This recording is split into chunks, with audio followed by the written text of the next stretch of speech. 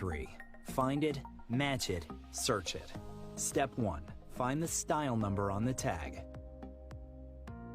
Step 2. Match the style number inside the jersey with the number on the tag.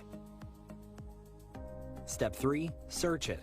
A quick Google search of the style number will verify the jersey is authentic when the search results match the jersey being searched. Don't be fooled by counterfeit jerseys. Before you buy, remember to find it, match it, search it. Fan Zone, 2 locations nationwide. Center City Mall, Chaguanas and Movietown, Port of Spain. Nationwide delivery available.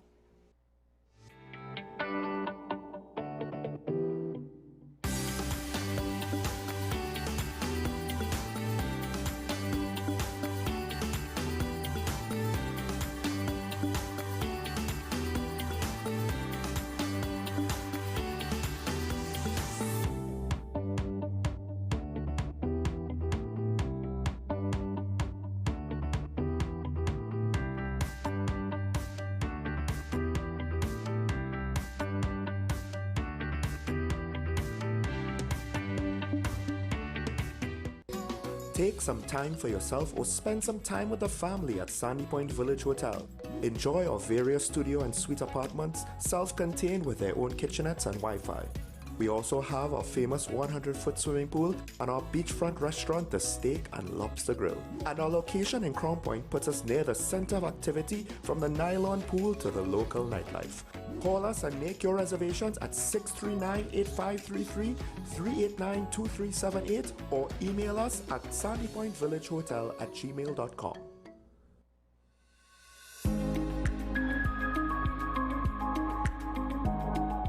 You'd be surprised, a lot of the patients who present to us with infection in their feet, the infection would have started several days before. Now, the interesting thing is, neuropathy usually goes hand in hand with peripheral arterial disease. So these patients lose the sensation to feel. Now, they may have the ability to have crude touch or general sensation, but that fine sensation, for instance, when a needle sticks them or a thumbtack sticks them, they would lose that sensation. Correct.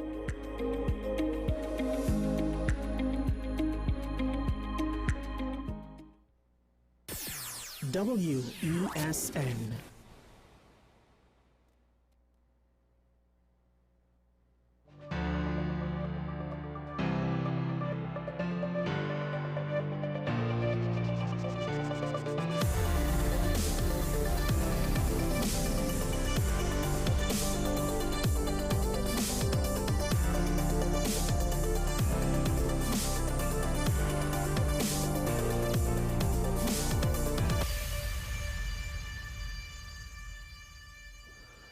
Welcome one and all, this is Talking Point on WESN, the Content Capital Show. Michael Small with you once again to start off a short week. Of course, everybody's busy.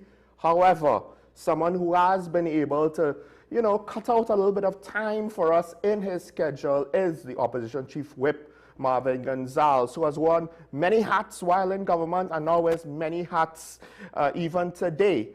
Marvin, Mr. Gonzalez, sorry. Marvin is welcome back to Talking Point. I'm glad for you to be, this is the first time you have been on Talking Point Live, not necessarily on a set, but Talking Point Live, so welcome once again. Thank you very much. Thank you for having me. Good morning, Trinidad and Tobago, and happy Spiritual Baptist Day to you. Well, and your viewers. Now, the thing with all of these religious holidays that bothers me is we get all of these messages on what we should be doing, on how great we should be to each other. Meanwhile, when you look at crime right now, you see some of the most, well, let me not say some of the most heinous things, but they're about just as heinous as it gets. Yes. Right? And I guess the overall situation that I have been pointing to, and we spoke about just a little bit before coming on here, is what is the plan to deal with it? Because the society, I think, some people maybe want a quick fix, and the temptation for any government is to give the people what they want, not what they need. Now, we have a state of emergency, which technically the PNM did the first one, right? But as was said, these are opportunities to then do something with it. And, it's one thing to have one state of emergency and maybe, and yes, crime was suppressed, the murder rate was dropped. Technically, that proved the potential in it. But now we're basically 4 3-month periods in, right? This is on some level the 4th one. And we're not really seeing any sort of plan past this. A state of emergency cannot be a crime plan. As a matter of fact, as you've rightly pointed out, in the last state of emergency, even under the PNM, there was a decline in criminal activities, particularly murders. When the PNM declared a state of emergency as a result of the public health order, when the world was struck by COVID-19, there was also a decline in murders. There was a decline in road fatalities. There was a decline in criminal activities. So a decline in murders and a decline in criminal activities during a state of emergency is something that always happens. But it is not what you would regard as a solution and a panacea to your crime problem. Because in a state of emergency, especially if you have a curfew, you limit human activities, you limit human movements. And naturally, there is a concomitant decline in criminal activities, murders, serious crimes, etc. So when the PNM declared a state of emergency towards the end of 2024, by the time we left government in April 2028, there was already a decline in murders by 35%. That was my recollection. From the first month, you started started getting a decline, 35%. When we left the government on April 28th, 2025, and the UNC came in and they declared another state of emergency by June, you saw the trend continuing. It was a continuous. So when the Prime Minister boasted of 42% decline in murders, let's be real. Let's be truthful. By the time you assumed the government in April 28, there was already a decline by 35%. So by the end of the year, when you declared another state of emergency by June and achieved 42%, ain't no real accomplishment. Now, let us be clear. Any reduction in murders and any reduction in criminal activity must be commended, and it must, I don't want to say celebrated, but it is a good thing. Yes. Let's agree to that. But when the government boasted of achieving 42% decline in murders, it's not the truth, because when you assume power, it was already down by 35% and it was showing a downward trend. And towards the end of the year, we had several months during that period of time where, like for example, in the month of October, you had a number of triple murders, quadruple murders, serious murders in the midst of a state of emergency. So it showed then that even though there was a decline in criminal activity, there was some serious developments that were taking place within the state of emergency that suggested that a state of emergency alone cannot be and will not be a realistic and a sustainable response to crime. When you look at our constitution envisages a state of emergency when there is a real threat to national security, when there is a threat to public disorder, or there is a hurricane or some pandemic or some kind of thing like that. It's intended to allow the state a mechanism to allow for public order. And it therefore should be used in extreme circumstances. And as an attorney, I have to point out that. Because in all Commonwealth jurisdictions, that's the reason why you implement state of emergency. Yeah. In Jamaica, when the government was doing exactly what this government is doing, by using rolling states of emergency in response to crime and murders in certain parishes, the courts in Jamaica said, listen, that is a misuse of a state of emergency. It is unconstitutional because it is not a new phenomena that you are responding to where the state has to invoke a state of emergency to arrest. Because the court looked at the affidavits of the Commissioner of Police, the Minister of National Security, the Deputy Commissioner of Police, and in all of their affidavits, they were talking about the crime situation in Jamaica as the government's justification for implementing states of emergency in parishes throughout Jamaica, until the court stepped in and said this is unconstitutional. And Jamaica has a similar constitution like Trinidad and Tobago. I said it when I made my contribution in this current state of emergency, and I pointed to the parliament that the courts in Jamaica ruled that this is unconstitutional.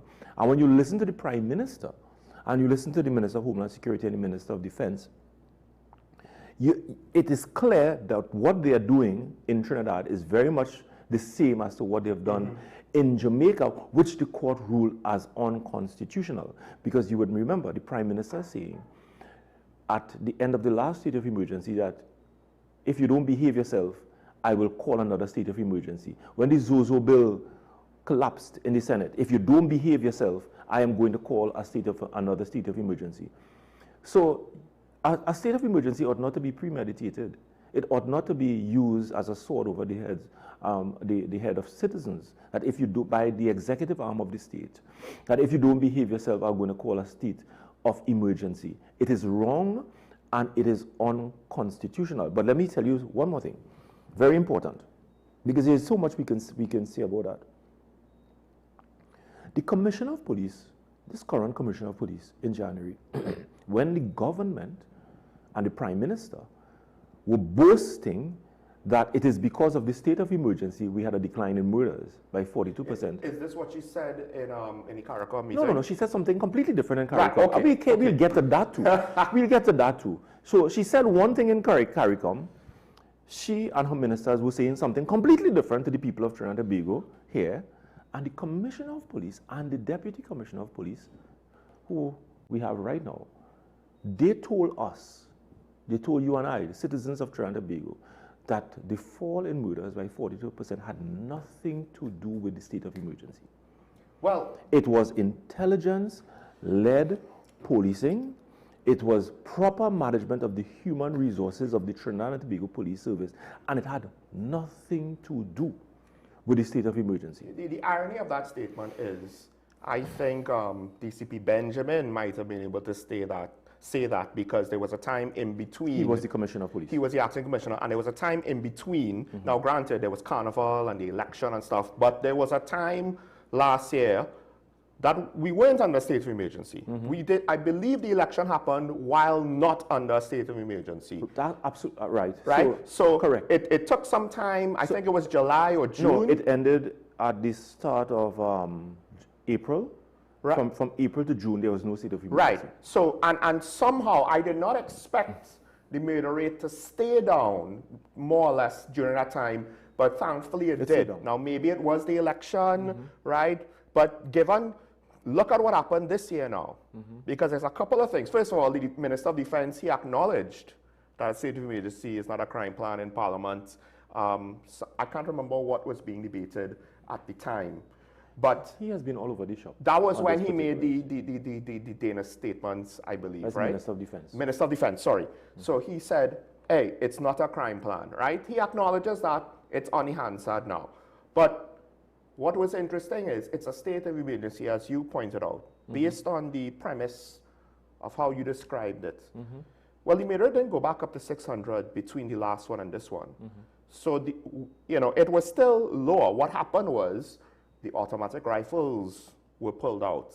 During 2025, it seemed as though the level of violence was, even though there were murders, it was a bit more muted. Like the criminals were still trying to be careful with what they did. And as soon as the coast was clear, we got situations with multiple casualties, spray and pray murders, the very thing that we were lamenting a couple of years before.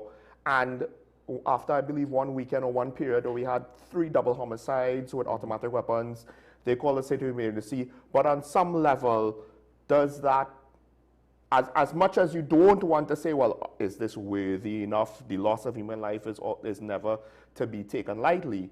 But, well, how is it an emergency? It's not just ongoing crime. It was at the lower level than it was before. But also, you're supposed to get a 3/5 majority, I think, for further extension after the first one, Third right? extension. After this, yeah, for the third extension.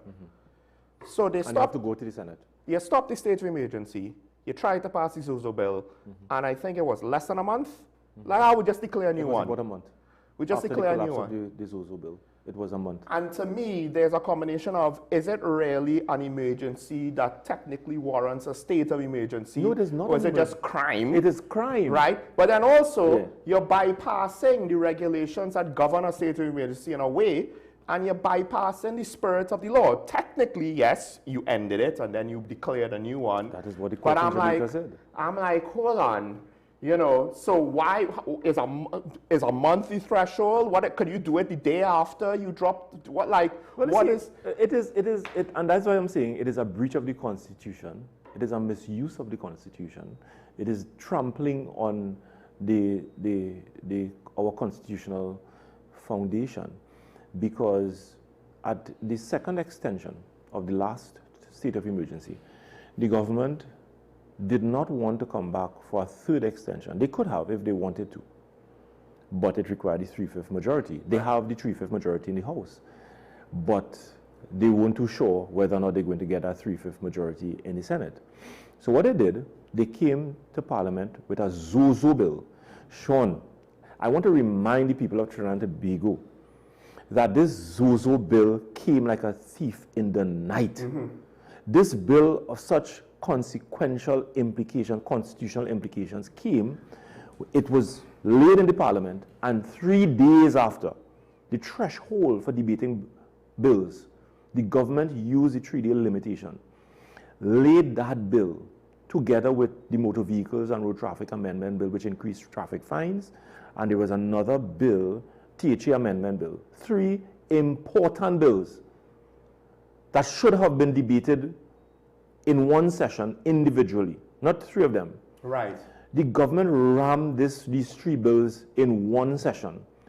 The Zozo bill was left for late, the last. So we started debating Zozo at 10:30 p.m. in the night, when the government was of the view that most citizens were logged off and tuned off the parliamentary channel. They debated the first 2 from 1:30 straight to 10 p.m. and commenced the Zozo bill debate at 10:30. And we told the government, listen, this bill has serious constitutional implications for the lives of the people of Trinidad and Tobago, and therefore, all of our speakers were prepared to contribute in the debate, and that the bill and that the session should continue after that night. They said, no, they're not going to have none of that. And they only came prepared for 2 speakers. 2 speakers. A bill like Zozo is going to have implications for our constitutional rights in this country and change the landscape of how we live and how we operate. And you only came prepared for 2 speakers. And when the opposition was putting in speakers to discuss the implications so that we can educate citizens on the implication of this bill, at 3:30 a.m. on a Saturday morning, the government brought an end to the bill, ignoring one of our speakers who was on his legs, Minister Imbut, I think it was Mr. Imbut, who was trying to get the attention of the speaker to enter the debate.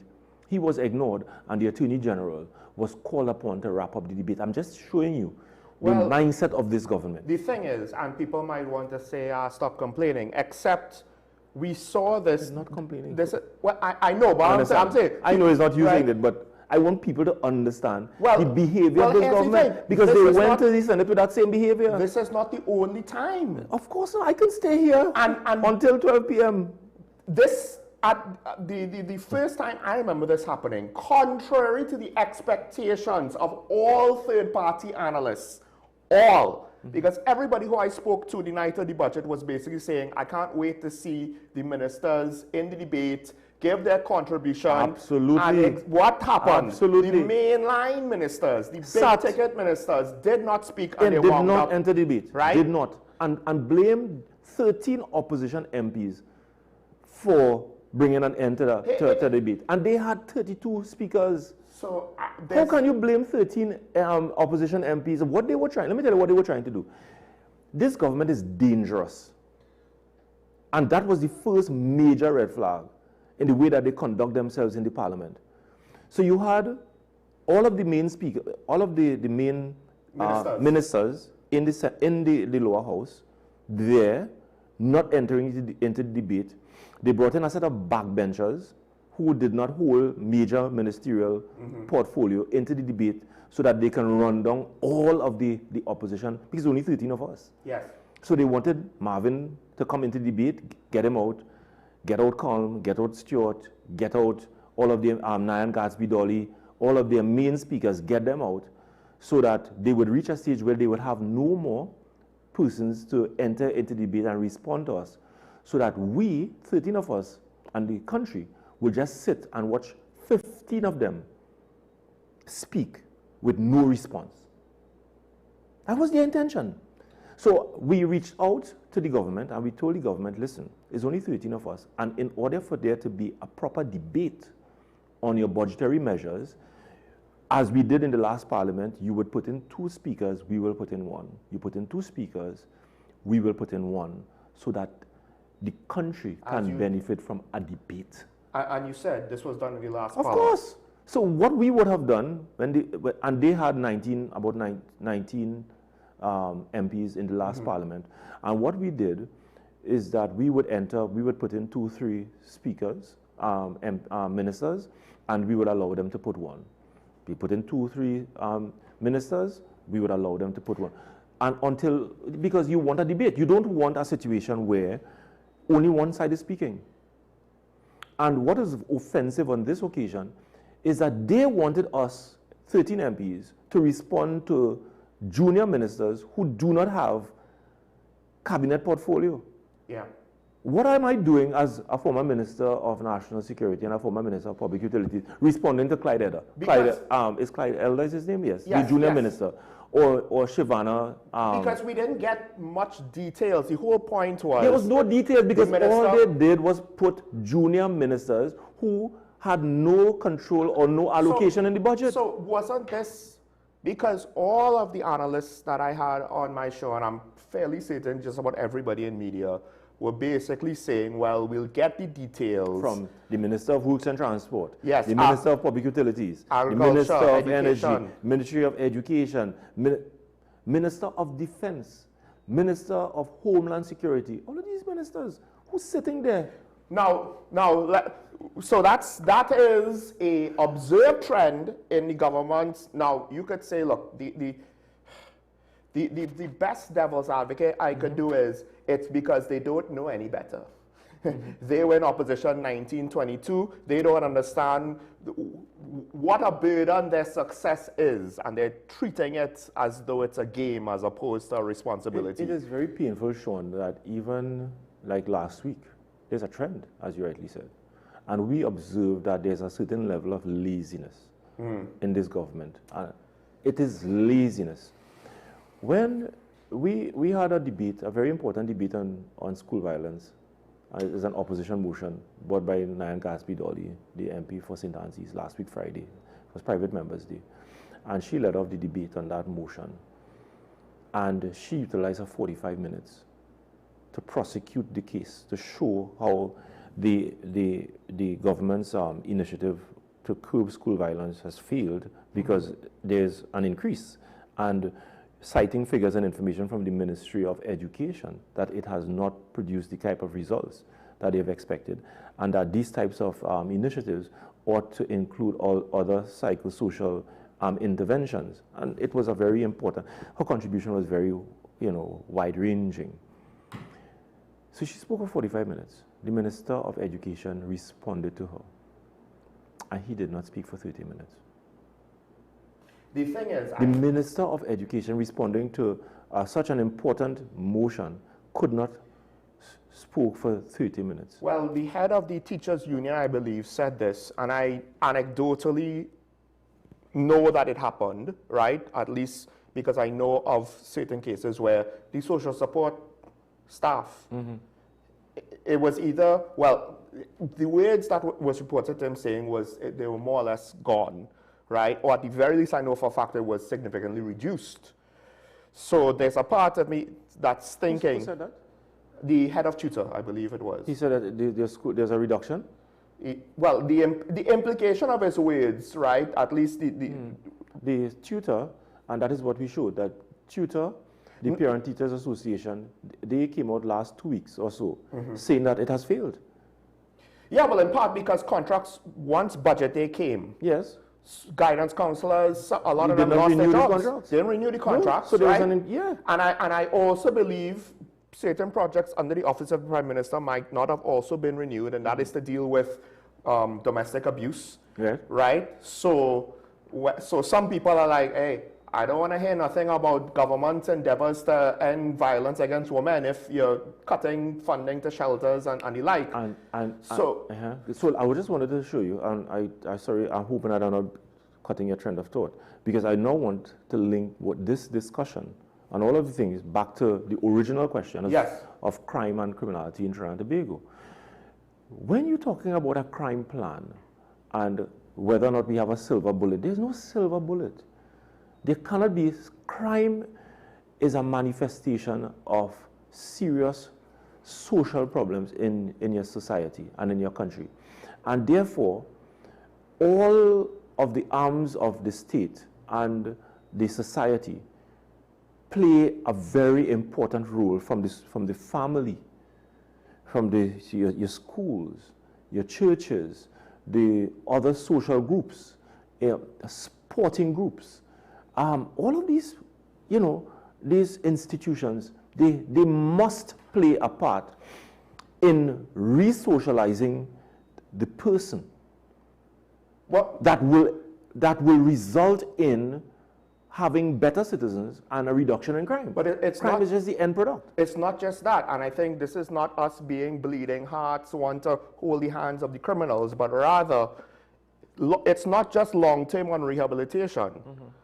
It's long-term on how to prevent the future generation of criminals be artificially inflated because our social structures and programs that should be in place have broken down and left various demographics, whether it's certain social, economic demographics, geographical demographics. Look, one of the issues we have with certain schools is the expectations of the parents and the students, and maybe even some of the teachers are so low, right? You are not setting these kids up for success. So when they don't have any hope, hey, that guy's driving a BMW.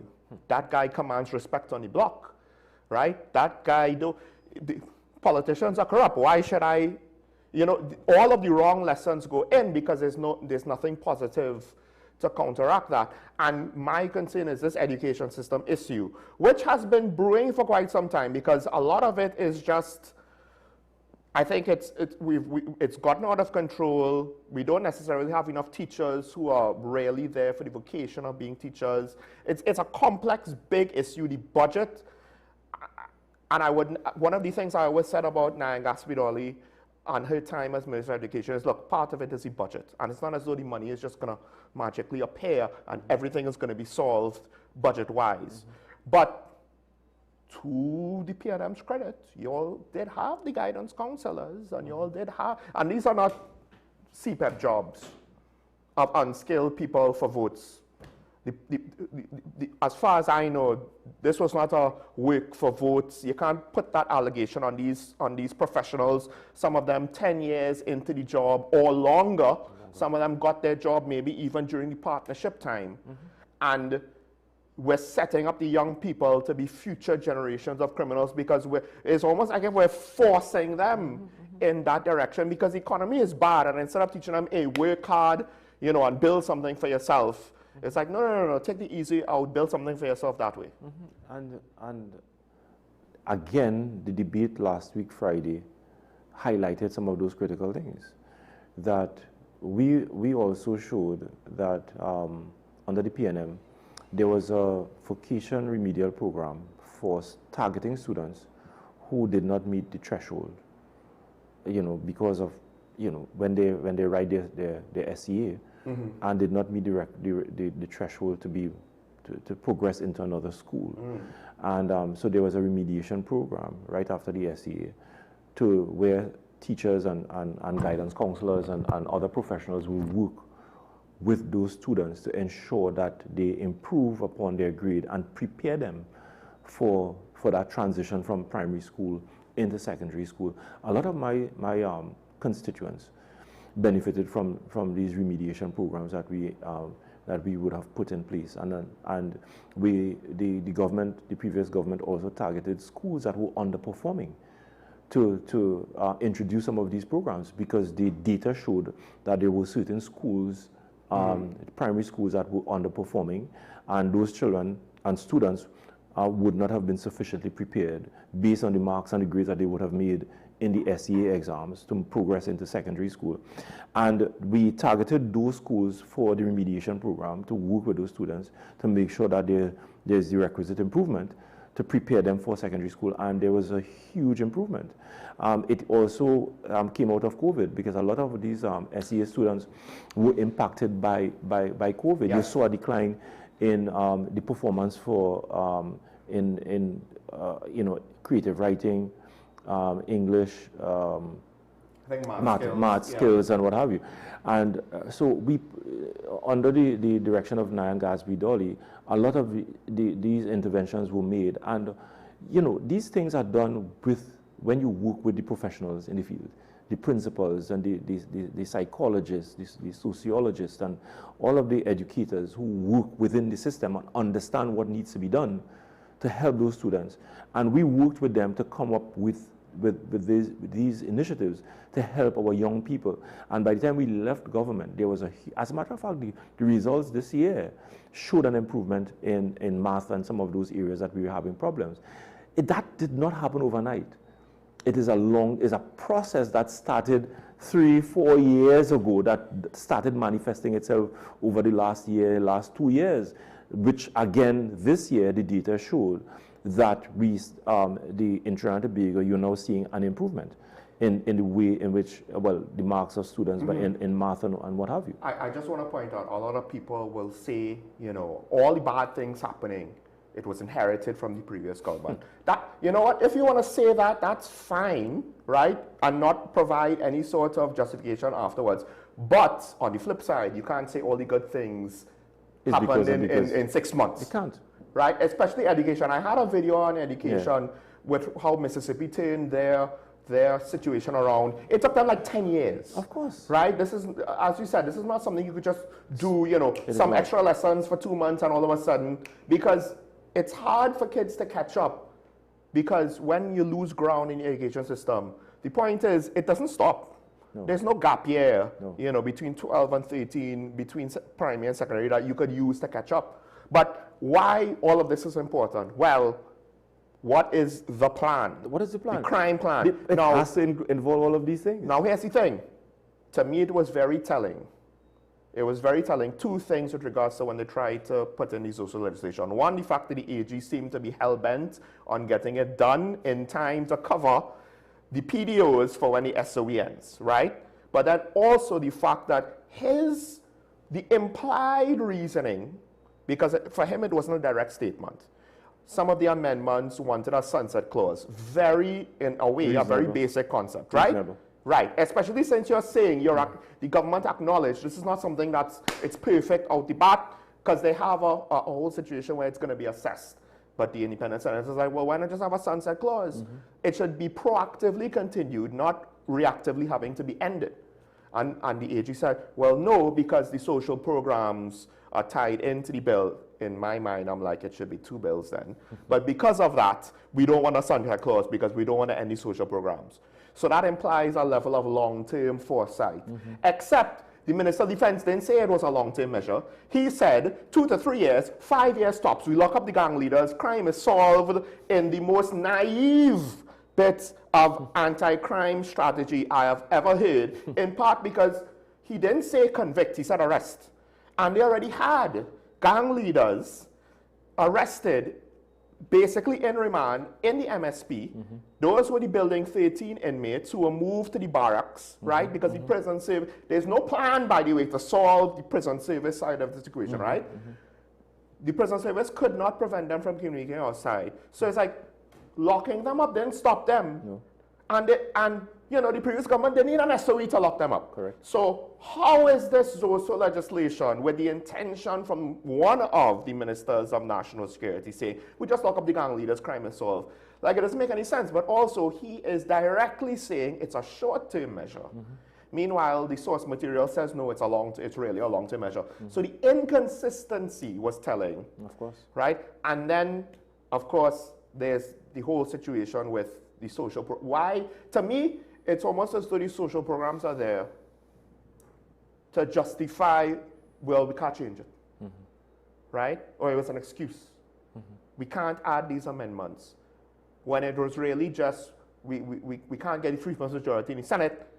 But then on top of that, they knew that they couldn't get a 3/4 majority in the Senate for the SOE. And instead of trying to be diplomatic with the ZOSO, the Prime Minister is in attack mode as it comes out of the House. So this whole thing, to me, just is so incoherent. It bothers me because this is beyond laziness now. This is, it's almost like if the left hand doesn't know what the right hand doesn't know what the left foot is doing. I'm telling you, I'm of the view that the government wanted the ZOSO bill to fail. Right. Because there's no way that the government was serious about passing this bill. And by the time it left the lower house, you started attacking the very people and the very senators who you have to depend on to pass that bill by calling them PNM bootlickers, low-level PNM functionaries, and all these derogatory names. And by the way, the Prime Minister wasn't wrongly condemned for attacking independent senators in the way that people are now rushing to her defense when she was described in a particular way by a former Prime Minister. And this same Prime Minister every morning and every week is using derogatory marks against people and persons. I just want to say, on this show, we did criticize that low-level PNM functionary mark quite repeatedly. Right. But the point I'm making is that the way in which you've seen persons rushing and being in uproar for a former Prime Minister describing her in a particular way, those persons were not condemning the very Prime Minister who was referring to people as pedophiles and low-level PNM functionaries and bootlickers and drug traffickers and all these things. Also, but we get to that. Minister Roberts' most favorite term, right? Which, let me set up my logic for you, because again, some of these things are so astounding. So, Nyan Gatsby-Dolly has a retort to the Prime Minister's statement. I can't remember what it's about, right? Now I said she should not have gone down that road, right? But Minister Patterath, he decided to say, based on that one statement, oh, you are obsessed with people's anatomies. And I'm like, hold on. You know, Alan Roberts, Minister Roberts sits on your side of the aisle, right? And long before, he seemed to be, I guess, if one statement is what it takes to be obsessed, well, then Minister Roberts is beyond obsessed with MP Young's privates. Because that's all you refer to? I mean, to the point, I wonder if there's a certain amount of jealousy involved. Yeah. But what bothered me, because on some level, I think people look at Minister Roberts and, okay, that's who he is. Those that don't like him, don't like him. Those that want to excuse him. I don't even want to say like him, but anyway, that's yes, this is one area where I will admit there's a personal bias over a certain level of communication. But the Prime Minister, I believe in Parliament, said it, and it went out on Parliament. Yes. Right?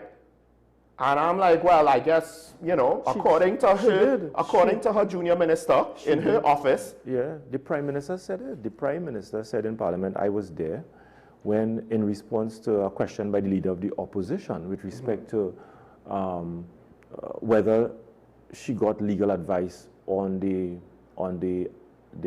United States blowing up boats in the Caribbean waters, whether she got legal advice and who the attorneys that would have advised the government on the legality of these strikes. And the Prime Minister stood and she said, go and ask your small pin lawyer from referring to Port of Spain North, St. Anne's West. Mr. Young, the Prime Minister. Where were all of these people? Where were all of them? I would just like, because we asked this last week, so Parliament Channel's broadcast is not subject to the same regulations as the rest of the media. Exactly. Because what bothered me was not, Dr. Rowley, you need to be careful what you say in a public forum. It was the media has to be responsible for what he says. Correct. Which on some level now, you put the media in a catch-22 situation of, well, do we edit him? And then to what extent do we edit him? And then if you start to give license, well, this is where you can't edit him. All of a sudden now, you go down that road and it's going to go further. It's not going to just end there, right? So there's a certain level of fake outrage and from this society and hypocrisy that concerns me as a citizen. That some people measure some of us with a different yardstick compared to others. And what they are prepared to tolerate on one side, they are not prepared to tolerate on the other side. And you know, when that level of hypocrisy that resides in Trinidad and Tobago, you know, it doesn't augur well for us as a people, because we must be consistent with the stance that we take on important matters. And if we are prepared to demonstrate that level of hypocrisy, then no one will take us seriously. No one will take us seriously. But let's get back to the Zozo bill, because I'm saying that the Prime Minister and the Attorney General could not have been serious with respect to passing that bill. When before the bill reached the Senate, the independent senators who you have to depend on to pass that bill, you started attacking them and describing them in the worst possible way. And she only needed 4, right? She just needed 4 she didn't senators. Need all 9. 4 senators, yes. Exactly. Yeah. Now,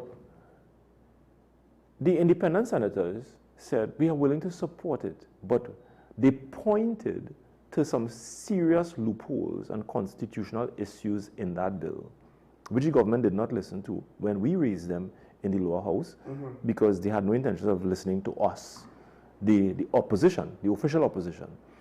So they went to the Senate, and the independent senators, after being described by the Prime Minister in the worst possible way, said, listen, we want to support this bill, but these are some of our amendments to improve the bill, to ensure that there is proper parliamentary oversight, to ensure that there is proper constitutionality in some of these provisions, to ensure that when you declare a zone, a ZOZO, that you can bring this to Parliament so that there can be scrutiny of the executive, because what ZOZO is trying to do is give the Prime Minister executive power or law enforcement power to declare zones all over the country without parliamentary oversight. The Constitution as it is today mandates the executive that when you call a state of emergency, after 15 days or before the expiration of 15 days, you have to go to the Parliament if you want to extend it. Yeah.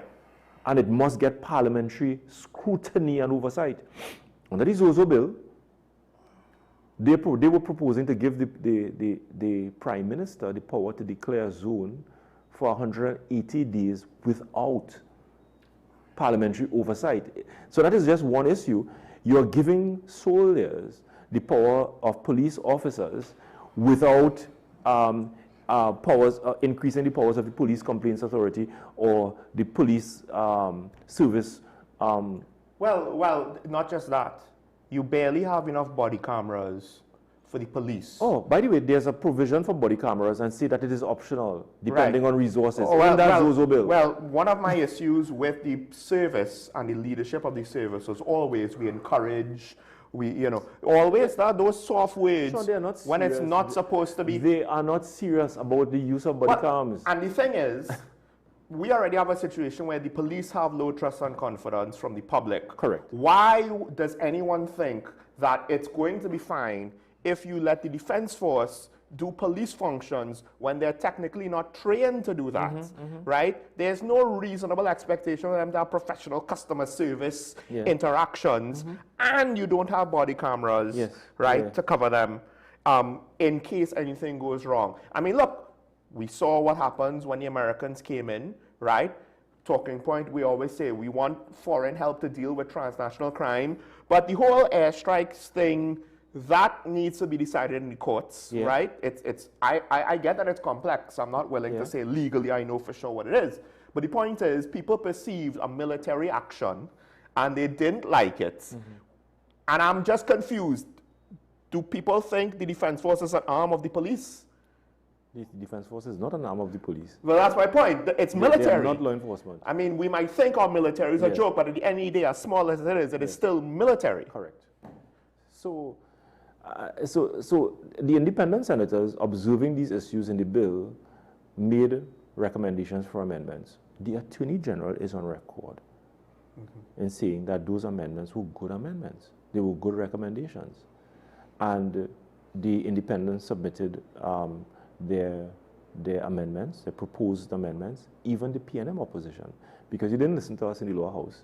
So being in the Senate now, we could have simply said that we'll ignore you. So the caucus, the PNM caucus, instructed the PNM 6 senators to make recommendations for amendments because of how the government managed the debate in the House of Representatives. That as a responsible opposition, we wouldn't say we will not support the bill and leave it alone. We will make amendments or recommend amendments as well, and those amendments were submitted. The Attorney General said that they were all good amendments. And so there was an expectation during the debate that the government will take on board the amendments, improve the bill, and they would have potentially gotten the support of at least, they would have gotten more than 4 senators to pass the Zozo bill. And there was an astounding development at the end of the debate when the Attorney General was called upon to wind up the debate after getting all of the amendments and what have you. And then the Attorney General, in winding up the debate, said that the government was not going to take on board any of the suggested amendments. Because they didn't have time. And that shocked, because they didn't have time. That shocked the senators because that was not the impression being given during the debate in the Senate. I also feel that I got hit a 6 for a 9 because a couple days before the parliamentary debate started, they were like, oh, we want to present this in advance. I'm like, oh, good for you. The president, I was so happy. It's like, this is how it should be done responsibly and taking your time. And it's like, no, it isn't taking the time at all. It was like, they said that, I think, on the Thursday or Friday, and they rushed through everything. That's in the lower house, in the House of Representatives. Right? It was, how is it that you're going to say, well, we're telling you in advance, and we want to prepare the people, and we want to prepare this, and you're making it sound as though, you're taking your time, only to then, when push comes to shove in Parliament, you're rushing it through. Right. So in the lower house, it was rushed through. They just took about 2 hours in debate for that Zozo bill. But if you recall, in the Senate, there was 4 days of debate, 3-4 days. So the government gave the impression that they were willing to listen to the recommendation of the independent senators, take on board the amendments because they had sufficient time. It wasn't done in 1 session. It was done in about 3 or 4 sessions. So the government had more than sufficient time to take on board these amendments and get the support that they desperately needed to pass the bill. And it was by the time the Attorney General was called upon to wrap up the debate on the 3rd or 4th day, he made the astounding claim that none of the amendments were going to be taken into consideration, which forced the senators and put them in a position where they could not have supported the bill. They worked hard. If you at least put in the sunset clause, that at a minimum, because then the senators, at least you could tell them, look, just support it now. If it's bad, it will, the sunset clause will kick in, and without the support, it will die. But the government was not prepared. The government intended, and that is my view, the government wanted the Zozo bill to fail, because right after it failed in the Senate, every murder that took place in Trinidad and Tobago, they blamed Zozo, the collapse of Zozo, and they blamed the PNM, and they blamed the independent senators. I recall that there was a triple murder that took place in Port of Spain or somewhere else. There was a triple murder. And on UNC social media sites, they put the 9 independents, the faces of the 9 independent senators over the murder scene and say, blame them for it. So you have to understand the mindset. These people are very diabolical. They do not want to take responsibility for anything that happens in Trinidad and Tobago now that they are in charge. All right? And that is exactly what is happening. Even the Minister of Homeland Security, when he was asked about murders and kidnapping, he blamed Zozo last week. The MP for Port of Spain North St. Helens West asked the Minister of Homeland Security what is the police doing to stem the tide of murders, rising murders in Belmont, in his constituency. And not surprisingly, he said that if had there been Zozo, the issue there would not have been. It's funny, and I hate it when people do this, because they don't say, if it had been Zozo, so we can do X, Y, and Z. He said some of the social interventions. So we asked him, what is preventing? So he used the social intervention inside of the Zozo bill. But Sean, let me tell you this. Like, you see I didn't understand that you need a 3/5 majority bill to have social programs. You don't, Sean, you don't even need a bill. Well, exactly, but I wanted to know. You don't need no law. All of these programs have been part, and a lot of these new programs, social interventions, came about as a result of the PNM. This government cancelled all of these programs. They cancelled the Ministry of Youth Development and National Service that was spearheading all of these social interventions, giving people a fighting chance. So you cancel all of these programs, remove the future of so many of our young people, and then now want to come and threaten Zozo over their heads? And that actually is one of the things that I think gives your argument credence that you don't think the bill was meant to be passed, because you can't say, oh, well, we have these social programs built in. Meanwhile, but all these other social programs that you, because this is where also your argument that the government potentially should not be trusted. It's one thing to say, well, I want to use my projects and not do the previous government's projects. All right, fine.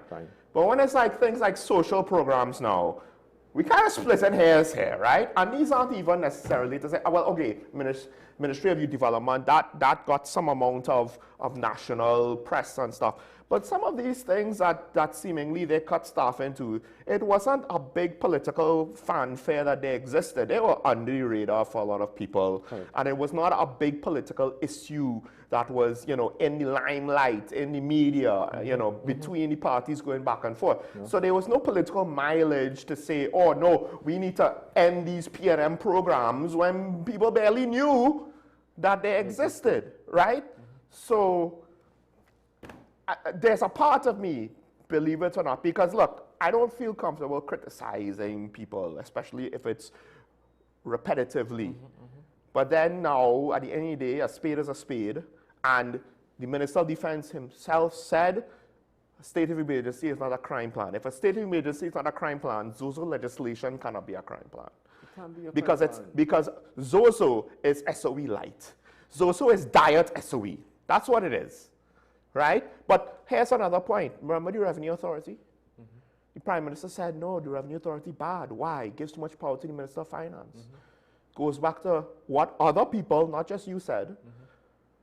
But we're going to put all this power in the Prime Minister to just declare a zone of special operations. You just get up in the morning and you just declare a zone. With no accountability. With no accountability, no parliamentary oversight. So, so they speak on all sides of their mouths. It all depends on what is happening at the point in time.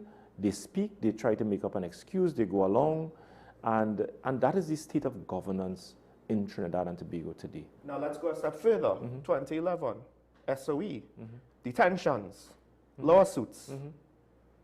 2025, when you need a ZOSO bill to try to retain the PDOs that you already have in place, because you can't charge the people with anything. You have nothing on them. To hold them without special preventative detention orders. You have nothing on them. Meanwhile, intelligence-led policing somehow is solving crime. Right?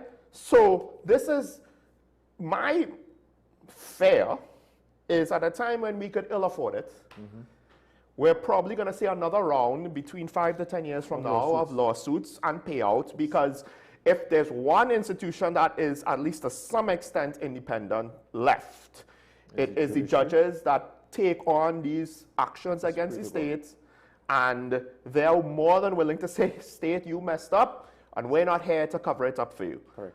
And now the question, I guess, is to what extent are the lawsuits going to be potentially worse? Because this is a lot longer than 2011, right? And the other implication is, well, look, in 2011, you only had one SOE period. We haven't actually had more than maybe 2 months with the current administration, or sorry, a lie, say about 3 months, because there was that 1 month in between this year, right? Yeah. Where we haven't been under an SOE. I said it, I think, at last week's news conference, that this government intends to rule Trinidad and Tobago, to govern Trinidad and Tobago under state of emergency conditions. And I will say it again today on the show. Well, this has nothing to do. I just want to say, it's not something that I want to believe, and I'm sure a lot of people don't want to believe it. The problem is, technically, Mr. Gonzalez has a track record. He pointed out some stuff with WASA, and so say so done. Right. Do not be distracted. Observe what is taking place. When the government declared the state of emergency, and listen to the point I'm about to make here, the first state of emergency after they assumed office, they said that it was a specific threat. Yes. And it was not in response to crime. Yes. Sean, do not be distracted. Do not be distracted.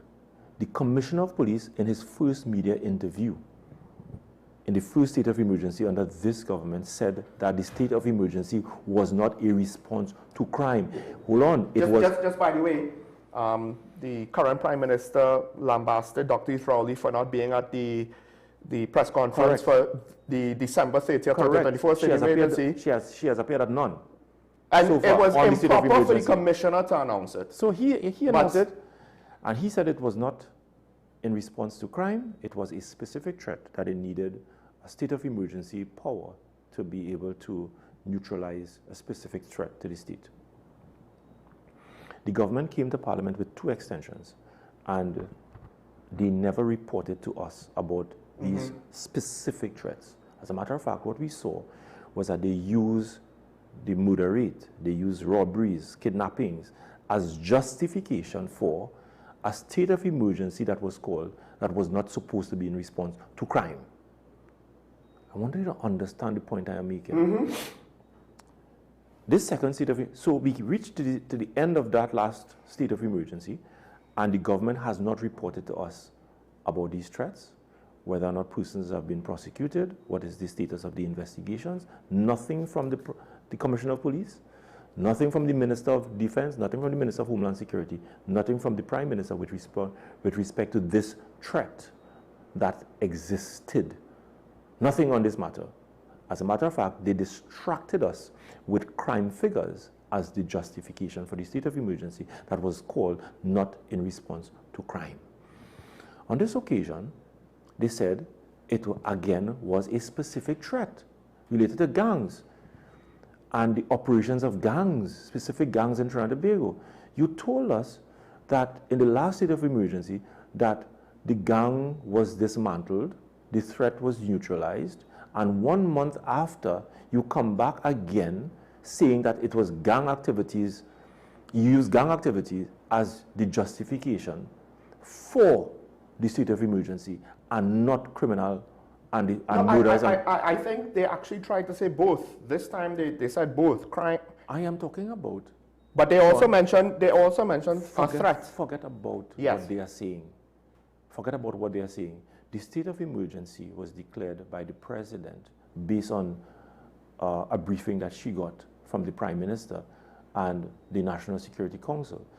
And the president's statement and proclamation is in the Parliament. Right. And inside of that proclamation or statement, it speaks to gang activities in Trinidad, in the islands of Trinidad and Tobago, and not criminal activity. Forget about what they are saying because they have a passion for lying and distracting. I am talking about what is before us on paper. The evidence, not crime, not murders. That is what they are saying. But the justification in the president's statement has nothing to do with crime and has nothing to do with the murder rate. The point I want to make here, again this morning, I said it last week at the press conference. This government made deals with criminals in their election campaign. Many of them cannot walk their constituencies. Half of the cabinet has security. After saying they're going to do away with security. Half of this cabinet. Yeah, they walk around with security. One of the first things they said was, we'll do away with unnecessary security, and then... But they attack the PNM in all manners of ways for moving around with blue lights when it was only the Minister of National Security, the Attorney General, and the Prime Minister, no one else. I undertook a very controversial, I undertook a very controversial transformation of the Water and Sewage Authority, and I received death threats. And I got no security from the state. And I can confirm that, because we had you and when he was AG Farasawari, and you all had staffers. Yes. But we all didn't have a police escort. Nope. At one point in time, it got really bad where I was provided with some security arrangements from inside of the utilities. I don't want to say more on that. Right. But I never walk around and drove around with blue lights as Minister of Public Utilities in Trinidad and Tobago, even though I received credible death threats. Half of this cabinet, half of them, some of them not even members of the cabinet, some of them are junior ministers. Some of them, listen, some of them are junior ministers, and they drive around with security. That isn't happening by chance. That is not happening by chance. That is because of deals that many of them made, and they cannot deliver on those deals. Now, and the only way for them to operate and function is under state of emergency conditions, where some of these operators, they intend to lock them up and to keep them in detention, even though they have no credible evidence to prosecute them for any criminal activity. Zozo was intended to do just that. Now I have to ask, can you say why you're saying these things? Because, you know, it's not as though you're going as a case. Could you give us some reasoning behind it, or is that something you can't reveal just yet? What is happening in Grandy? Grandy's a killing field today.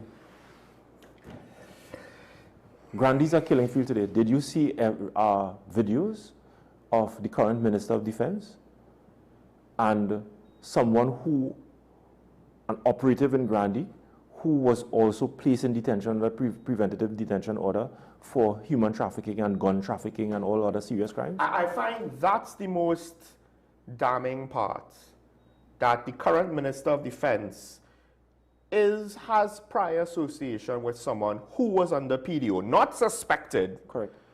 By the opposition. Not suspected. Right? Not claimed. He was factually under PDO by this, not under the previous government, this government. And what is even interesting is that we are hearing that before his murder, they were considering another PDO to put him in detention. It's the same Minister of Defense, we were told, based on newspaper reports, that he was attacked in his very constituency. Yes, yes.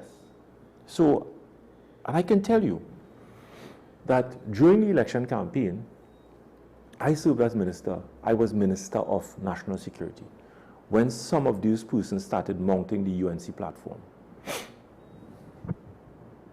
When some of those same persons who are in the government today started showing themselves up as potential candidates and started speaking on UNC platforms.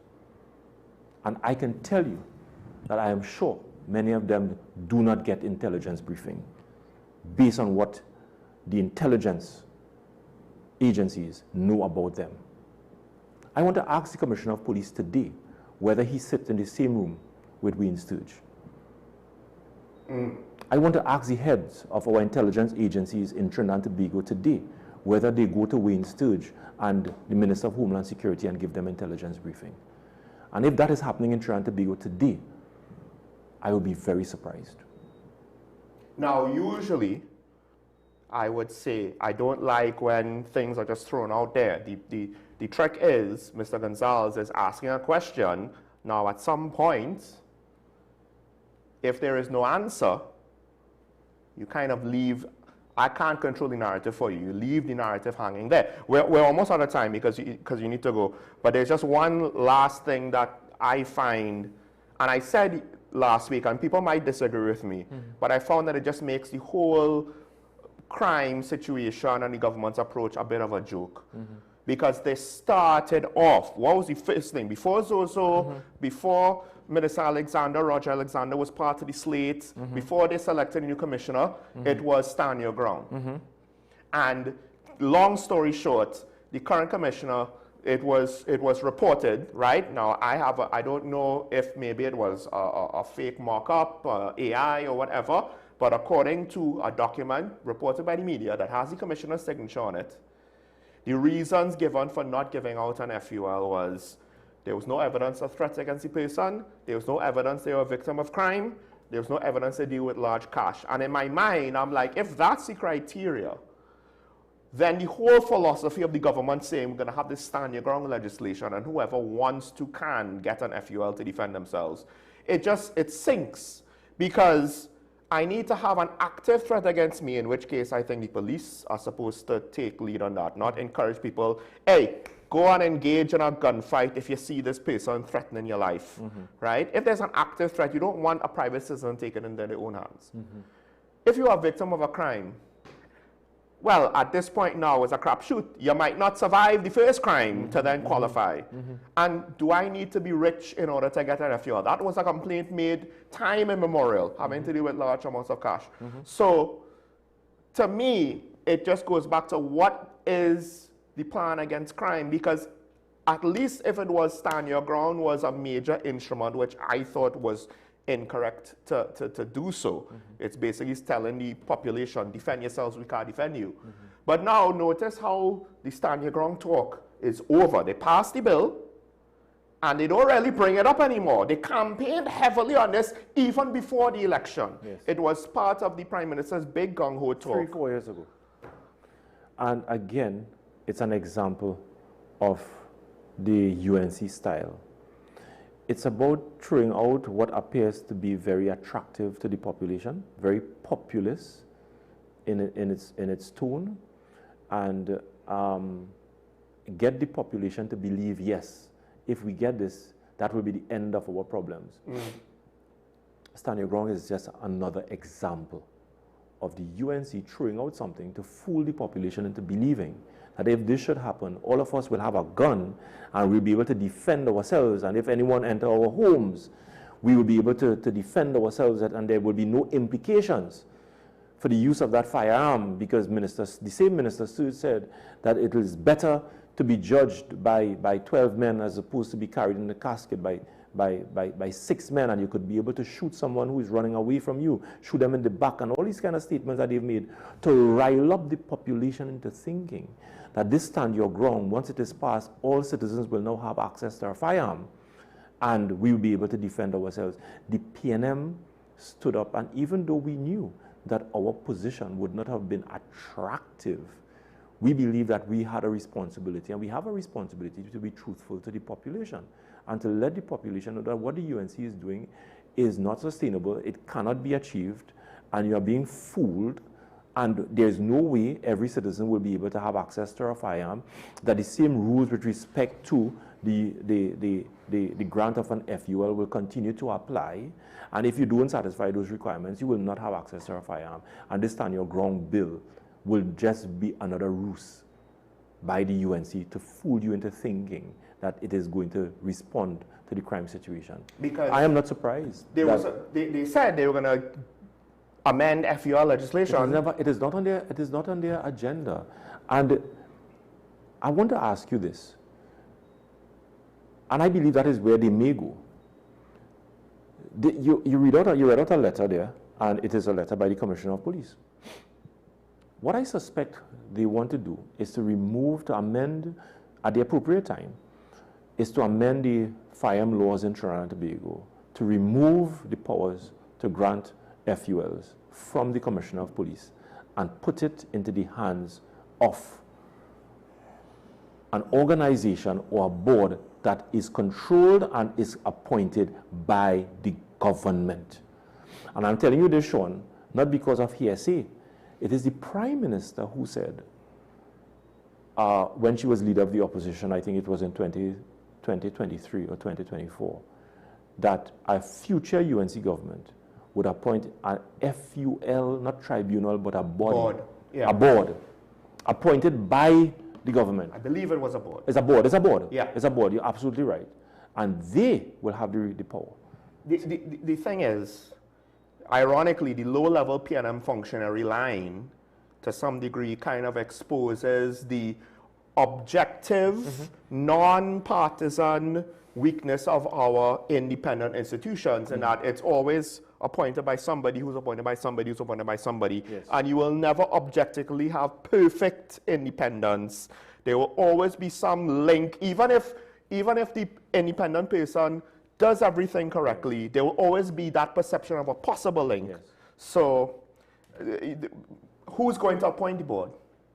The Prime Minister and her government. Well, I mean, that's a way even worse. It's worse. At least if it was a government president appointing it, you'll have some. But just to end the point, what you've just read is a demonstration again of the UNC fooling the population, because this is the last thing that the population expected. The population was of the view, based on the campaigning of the UNC and utterances of the Prime Minister and all her cabinet ministers in trying to promote the Stand Your Ground bill, that once this bill is passed, that every citizen will now have access to firearm and being able to defend themselves. Nothing could be further from the truth, because in addition to that, you still have a home invasion still taking place in Trinidad and Tobago. This government is not about treating with issues at their root causes. It's not about putting together policies and programs that deal with some of the intractable problems that we have in the society. It's always about throwing out something that sounds good, sounds attractive, fool the population into believing that it will bring an end. If once this thing happens, we will no longer have crime, we will no longer have these problems. And when we warn you, and we warn the people of Trinidad and Tobago that it is not as easy as that, they fall into the trap, and there we go again. Well, I mean, even the former commissioner said one shot, one kill. Even he has things to say. Yes. Right? Yeah. And I found it very interesting. Even he had issues with, say, the Samaru situation. Correct. Or this FUL situation. Yeah. Right, yes. Yeah. So we are out of time. I have kept you extra, Mr. Gonzalez. Thank you. Thank you for joining me once again. There's a lot more we could have said. So much more. Right? Much more. So hopefully we'll continue conversation. Yes, I know there's probably this opportunity. I would love the opportunity. a lot of questions that the public wishes that I asked, but I go where the conversation leads me. And look, if there's anything, you could tell me, and we'll hopefully do a follow-up. Thanks to you once again. Folks, we'll take a break. When we come back, I'll get into some of the news for the day. Of course, the whole situation, the air bridge, near and dear to my heart. Yes. But we'll talk about that after this. Stay tuned. Thank you very much.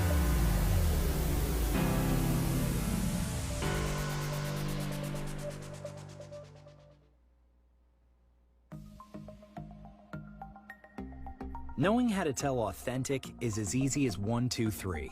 Find it, match it, search it. Step 1. Find the style number on the tag. Step 2. Match the style number inside the jersey with the number on the tag. Step 3. Search it. A quick Google search of the style number will verify the jersey is authentic when the search results match the jersey being searched. Don't be fooled by counterfeit jerseys. Before you buy, remember to find it, match it, search it. Fan Zone, 2 locations nationwide. Center City Mall, Chaguanas and Movietown, Port of Spain.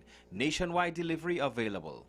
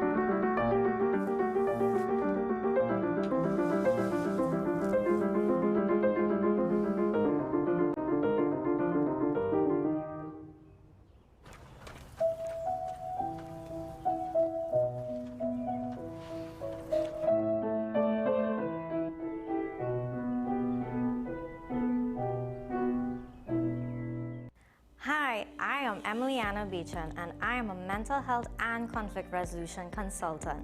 Welcome to Mind Matters, the show where we explore the intricate world of mental health and the art of conflict resolution. Join us as we hear from mental health professionals, conflict resolution experts, and everyday people who have transformed their lives through understanding and communication. Mind Matters, WESN Content Capital.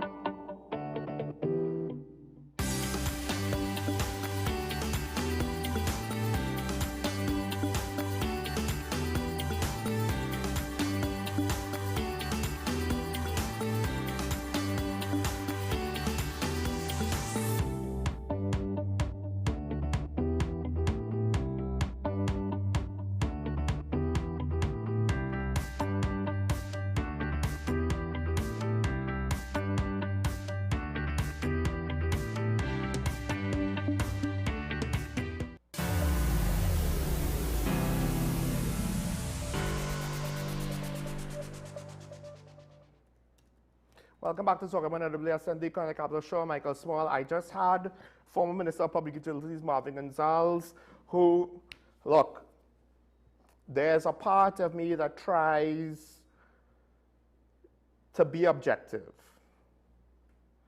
And I know that at times, and this has also been the case with the PNM, I don't sound objective. But my reasoning and logic finds the situation to be ridiculous. And I mean, part of it is you just have to maybe laugh at the situation in order to try to mentally not lose yourself in the implications of everything that is. Because we could debate the high-end politics now, right? We could debate how good is good, how bad is bad, what is good, what is bad, who is good, who is bad, who is right, who is wrong. But at the end of the day, there's certain things happening on the ground that you can't necessarily just overlook the experience that people have. That situation in San Grande is real. And maybe Mr. Gonzalez is wrong, although on the surface, at least, the logic doesn't seem too far out of bounds. But he isn't able to necessarily give us more details and reasoning as to why. So it doesn't necessarily take much for the government to attempt to rebut it. The question is, have they done it sufficiently? And by rebut it, I don't just mean, Marvin Gonzalez is saying nonsense, and then you move on. That's not good enough. When at the very least he's saying, this is what I think is happening. Here's all these things around it. You know, look at what happened, and that's why I'm saying this is now happening in response. I mean, at the very least, the question is out there now.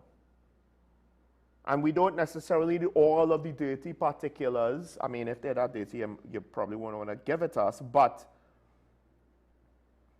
the level of accountability is not necessarily better. Now, that said, yes, they did intercept the kidnapped victim.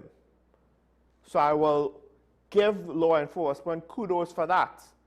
But ironically, someone please tell me if it is because the politicians have a greater level of accountability, or if, for whatever reason, the national security apparatus, everything worked in order to get this good outcome that required a lot of people to do their part. Because I have yet to see government really do anything with regards to holding the head of the national security services, the law enforcement services, more accountable and ensuring that things are done properly. There was a whole debate as to why do we need a foreign radar when we have a radar. And my hypothesis was the human dimension or human failing. Now maybe some people are saying, hey, maybe it's because the radar was down. They didn't tell us that. They didn't tell us that. They tried to sell us on the benefits of the American radar, which might be true, except the fact that our radar, in theory, got more or less similar enough benefits. Why have this whole other deployment? So, what is left for me to do? Do I edit myself? Do I hold back? I can't, generally speaking, I don't disagree with anything Mr. Gonzalez said. Some people might say, well, why didn't they ask him about when they were in office and what did they do about crime? And that's fair enough. Honestly, we ran out of time. We ran out of time. He was willing to face that question. I didn't want to ask him of it, but at the end of the day, on some level, blaming the previous administration cannot take priority over what's going on currently, because what's going on currently is affecting the lives of citizens today. And also, it's not as though he was Minister of National Security for any significant length of time in the past that he can answer directly to a lack of a crime plan or a lack of a crime plan to the knowledge of the public. Now, you could call in, have your say. I know this is holiday time, so calls might not be coming in that much. If you have a disagreement, that's fine. If there's something that you wanted to ask Mr. Gonzalez, or you wanted me to ask him, bring it up now. Send a comment or what have you with regards to that. But I want to move on with regards to, well, it's finally happened. We have a situation where the economics are not looking so hot, and Carl is in trouble. And now they're saying, well, maybe we remove the air bridge subsidy. Now, on some level, I don't know if that comes out of Carl's budget or comes out of the government's, some other government allocation. But the Chief Secretary is basically saying, oh, because Carl wants a bailout plan. So I guess Carl is saying, well, you could take the subsidy money and give it to us to bail us out. Now, the Chief Secretary, he's saying Carl just needs to be more efficient. I believe that oversimplifies the situation Carl is in. Whether that is due to Carl's fault or not, that could be debated. But given the one-way nature of holiday demand, yes, there are some Tobagonians that go to Trinidad for holidays, but generally speaking, you see, like all now for Easter, this last weekend gone and this weekend come in, you are more likely to see empty planes coming to Trinidad while seeing a departure lounge in Piarco full of travelers looking to go to Tobago. And how is Carl supposed to meet that demand when 1/2 of the fuel costs and maintenance costs for their flights over these holiday periods potentially will not be adequately paid for? So to say Carl needs to be more efficient, that's why you have issues with having enough flights going to Tobago, right? But the flip side is, we do have a caller. I'll just say this. The flip side is this. Tobago's economy is predicated on that subsidy. The whole business model is technically based on that existing. So while I'm not necessarily against removing it, I am against removing it cold turkey to sweet in a abrupt and immediate manner. That level of shock, now one could argue maybe that the Tobago hotel situation is already in a bad way and this might not make it worse, or it might, right? Generally speaking, you don't want to shock an industry with something like this abruptly, quickly, and immediately.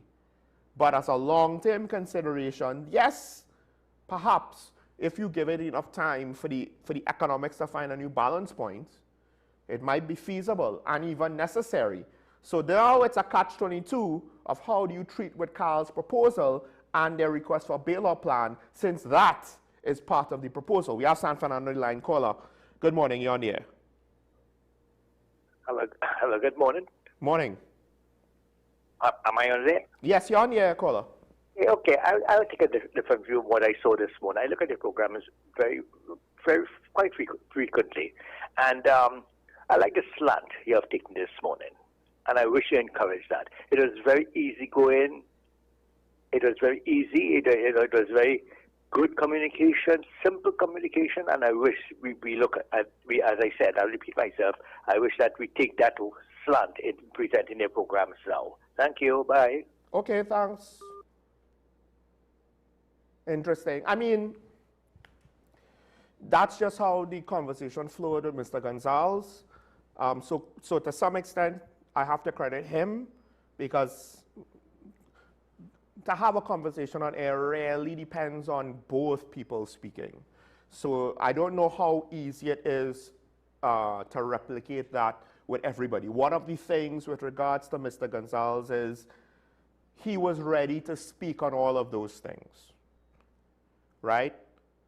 And there are politicians, and I'm not singling out any one party, they're not always ready to speak over the overarching issues, right? Not just of the topic, but then all of the things that are tangential to the topic. So, you know, if I have my way, we'll have it that way. Also, it really helped that he was in studio. Not everybody's schedules can accommodate that, but he was able to accommodate that this morning. So that also made it a better conversation, just naturally easier flowing. So you know, we'll try. I know sometimes our presentation style could be a little bit more technical and heady. It also depends on the subject matter. But back with regards to the situation with Carl, this is something that I think the status quo at this point, you could argue, it's not working. The question is, what needs to change? Is it that Carl, now the Prime Minister did say, and she is not necessarily wrong for saying this, as much as I'm saying, you know, the Chief Secretary is saying Carl just needs to be more efficient. That's not really a solution, right? But on some level, he's not wrong. It's just an oversimplification. The Prime Minister saying, look, if we have to deal with it, we'll deal with it. We'll move on from certain leadership. We'll find people to try and run it better. That, as a basic premise, that might be necessary. The question, of course, is to get those people, how are we going to get those people, et cetera, et cetera. Is it necessary to change leadership? I have not necessarily been inspired by any example of leadership of our national airline, right? With regards to how it handles and handled various issues. And perhaps now we need to acknowledge the fact that Carl's situation is not healthy. The question is it something intrinsic? For instance, is the air bridge intrinsically not commercially viable because of the potential one-sidedness of demand, which causes the airline to be very inefficient, and there's no way to become more inefficient to make up for the fuel costs of flying an empty plane, right? Airlines being more efficient are about, well, how do we cut costs, but we still need to make revenue off of the flight. And if you have return legs, the planes can't stay in Tobago. They have to come back to Trinidad to take the next leg of people to Tobago.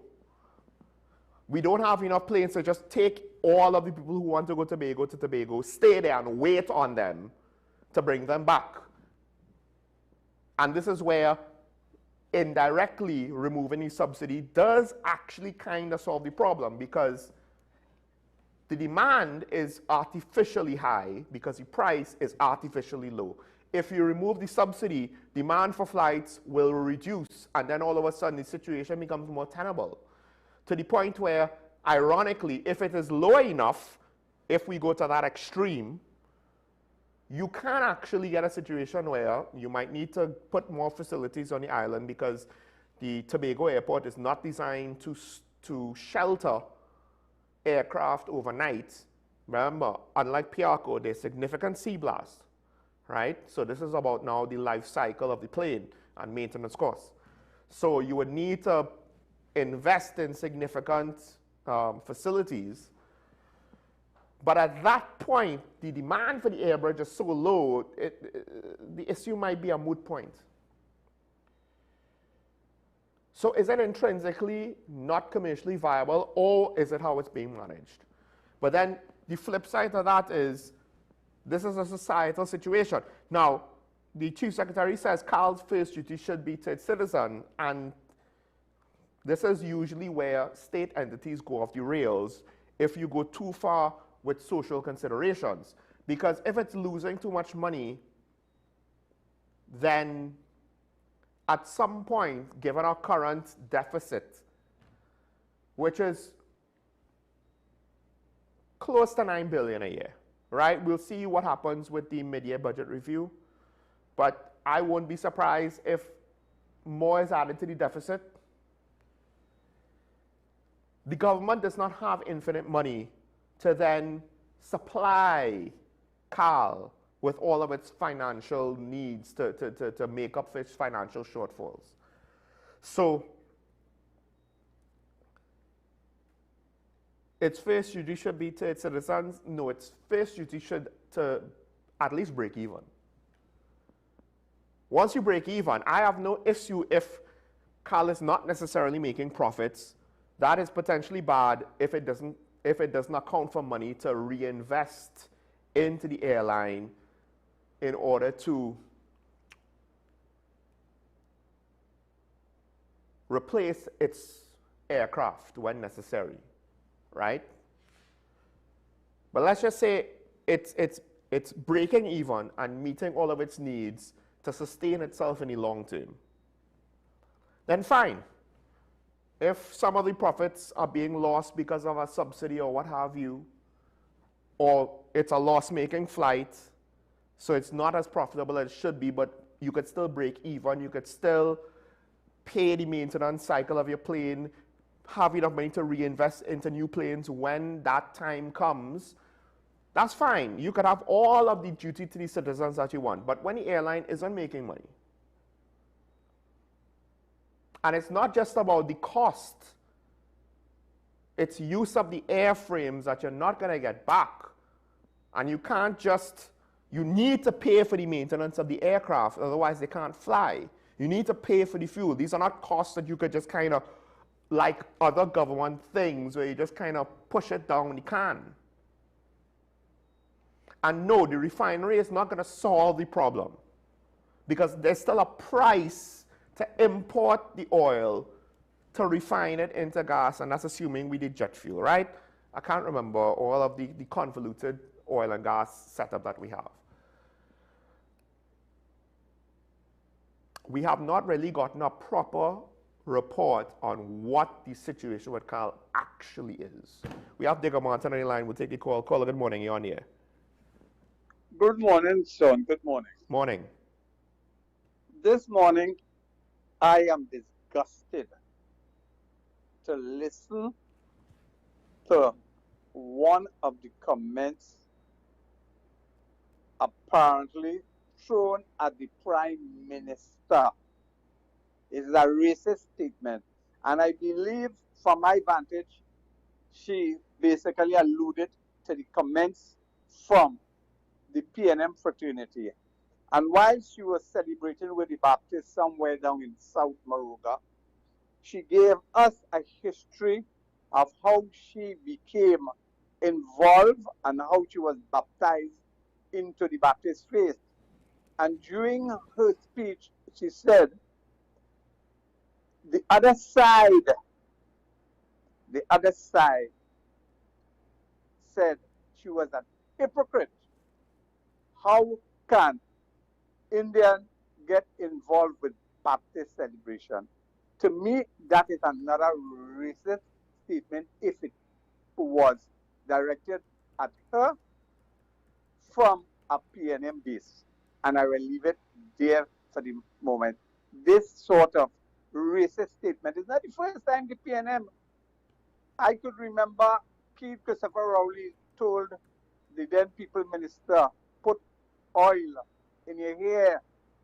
Then the Prime Minister, they say the Father Nation, recalcitrant minority.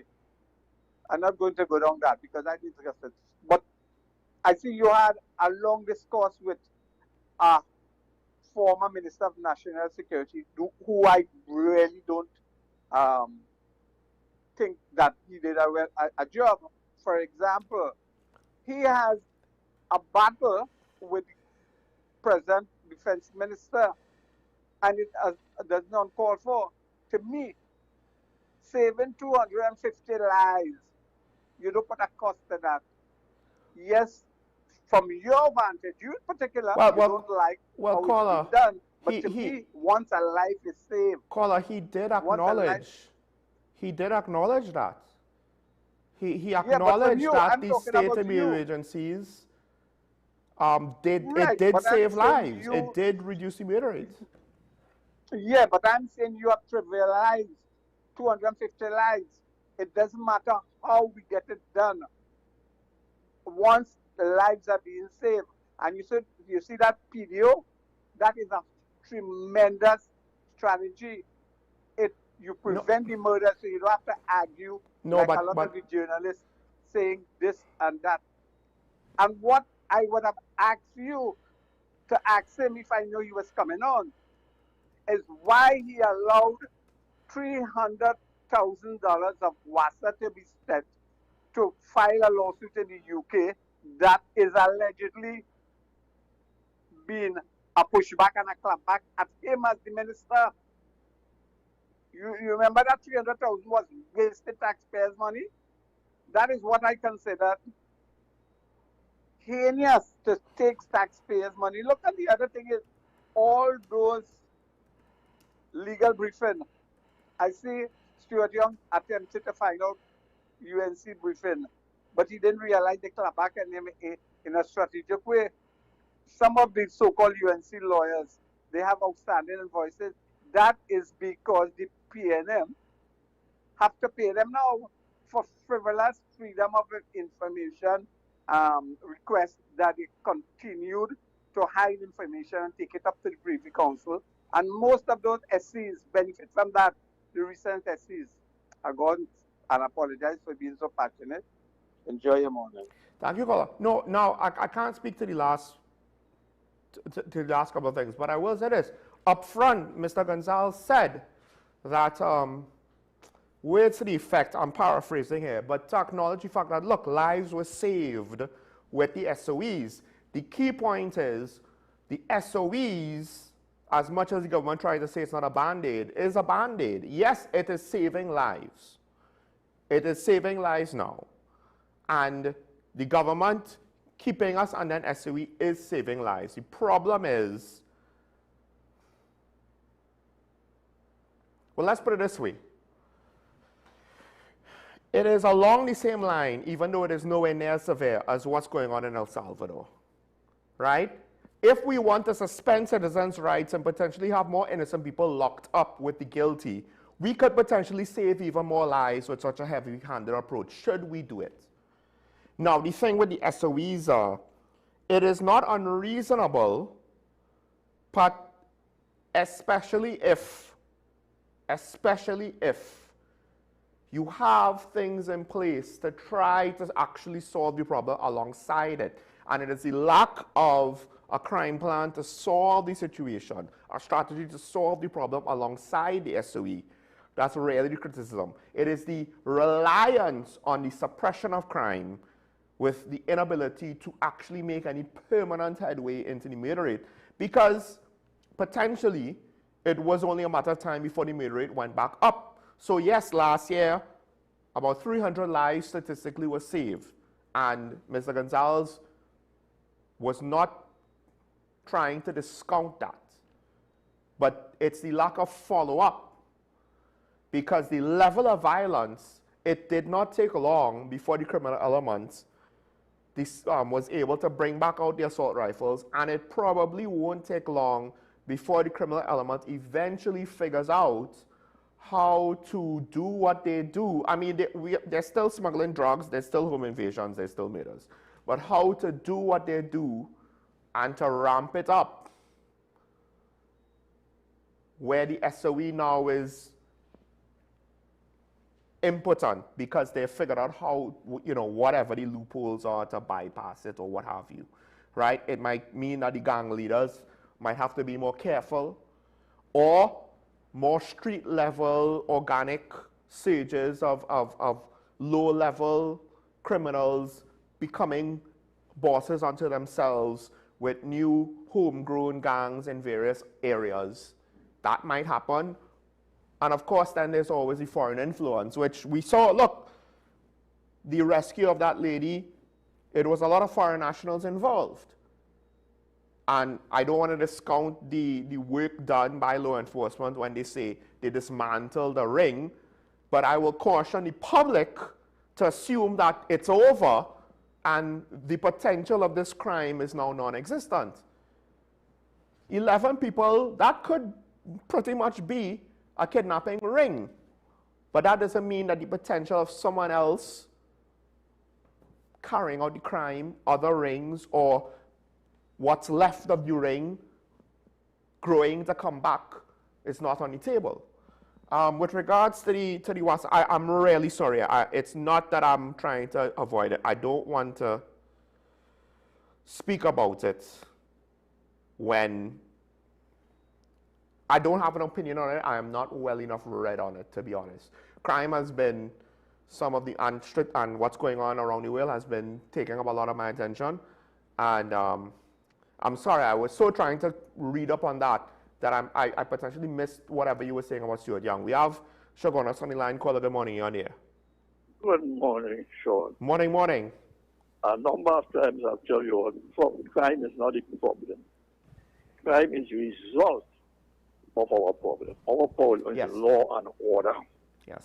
If you don't enforce all your laws and make sure you have proper laws, you're going to get these things like crime. And not only crime, you get the standard of living of the people. Look at the state of the roads in Trinidad. You look at the same thing with the water situation in Trinidad. And all these things is a result that the government is not enforcing the law. When this thing started up when I was a schoolboy, I went to school in Port of Spain. I used to go all in East Africa. I still envy them. They was better off than me here in the middle of Shogunas. No, it is just the opposite.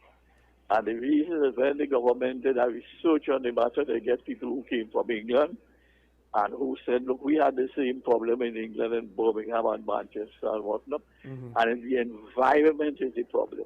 You have to get rid of this environment and all these old shacks and people squatting all about. And government bought out all the land on that thing they call a slum clearance program. Everybody who put in the claim was paid, and now they leave the people there.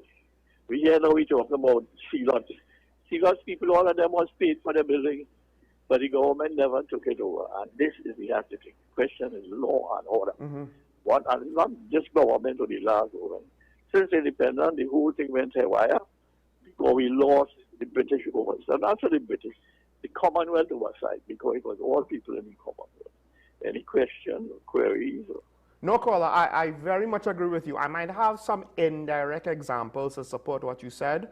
So bear with me. I am not in any way disagreeing with you. In fact, I probably agree with you more strongly today than when you have brought up this point in the past. Because I was examining it last night with a friend of mine, and more or less it's the same conclusions. So yeah, I agree with you 100%. I agree with you 100%. Thank you, caller. The reason why I say that, and like I said, I have like very indirect examples.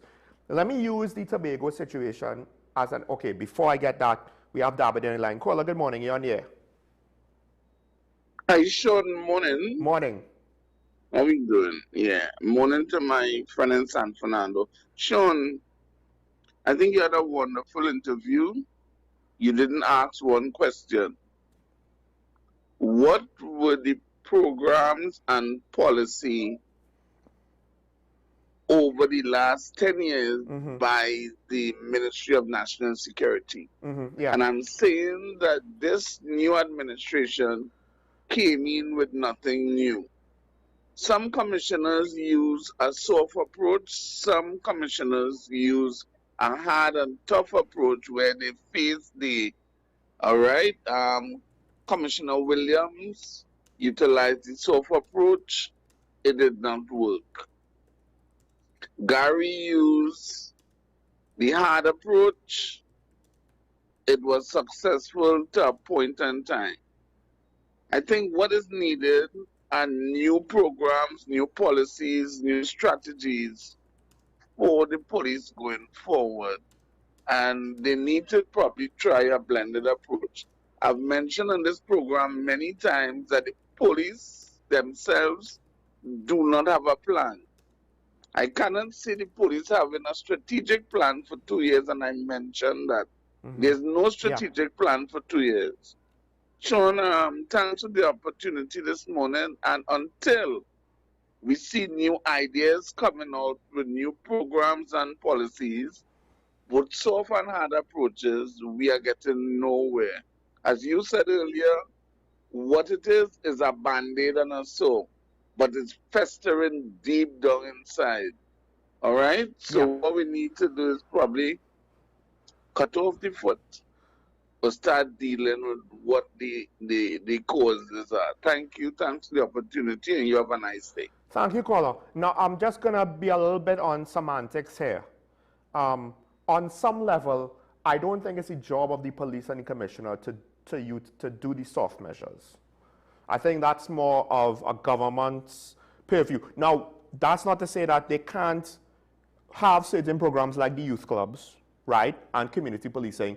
But I think more it's about the police supporting NGOs, government, doing the effective social programs. So one of the things maybe a couple of years ago I pointed to was a program in, I think it was either New York or Washington or Baltimore, where the police watched over basketball courts and basketball games were allowed to be played, 7, 8, 9, 10 into the night. Why? Because they got young men off the streets and on the courts, doing something, if not necessarily constructive.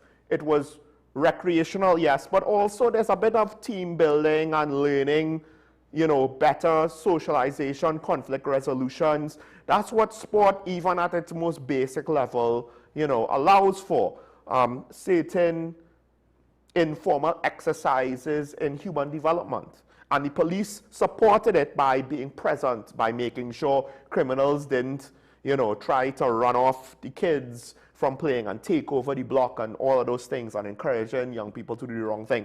So guarding the activities. So yes, on that level, the police should be cognizant of the needs of communities in order to support social programs. But it's not really directly the commissioner's purview.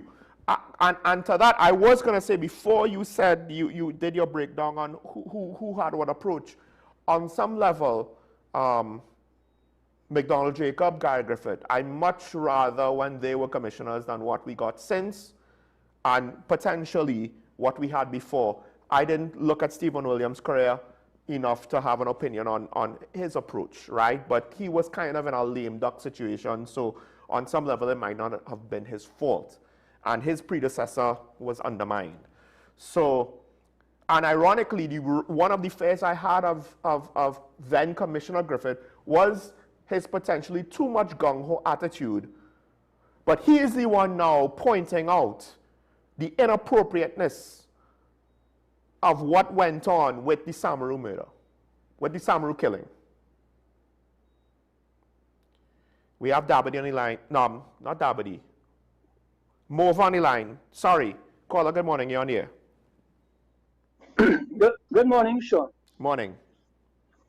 I was heartened to hear the professor again raise the issue that 99% of our problems in this country is our failure to enforce laws.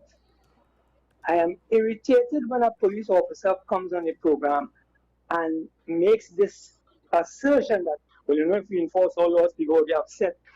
That is high-class, absolute nonsense. And Sean, let me explain something here that I didn't make clear last time. When we are speaking about enforcing all laws, I am not only speaking about the fact that someone breaks a light, they must get a charge. someone is breaking the speed limit, they should get a charge. They park on the wrong side of the street. No, Sean, it's not just that. And let me show you where the real problem comes from. When you have a man in charge of a country, and his close friend is involved in cockfighting and other things, and we do nothing about it. And I keep trying to tell people where the problem started and the signal that it sent. Okay? And then you have a minister who walks into a police station and removes his stepson because he is incensed that his stepson is arrested for some traffic case. And that is allowed to slide. Yeah.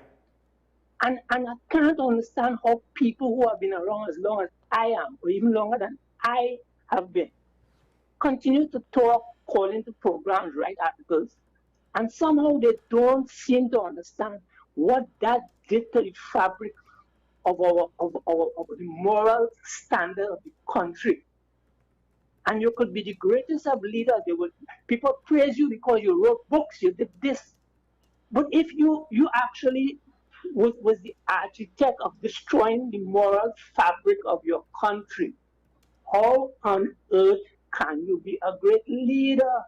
And somehow Trinidadians don't seem to understand that is the heart of our problem. The monster that is WASA, who created that? And who was satisfied with that standard? You see, that is our problem. Then you have someone goes into a bank with 100 and something in cash, and the party accepts that person's explanation, and we move on from that. What are you doing? And then you're telling me now that I must complain when I am stuck for a simple thing like my tires are a bit smooth. That is what we're missing. That is what we're missing. You can't have a Chief Justice in office for 10 years or more, right?